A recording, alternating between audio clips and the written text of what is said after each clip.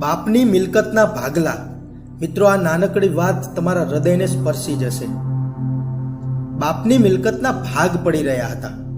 મિલકત 3 ભાઈઓમાં સમાન રીતે વહેંચાઈ ગઈ હતી. દીકરાઓના પિતા સંપત્તિના ભાગથી દુઃખી થઈ અને માથું નમાવીને બેઠા હતા અને આખી ઘટનાને એ જોઈ રહ્યા હતા.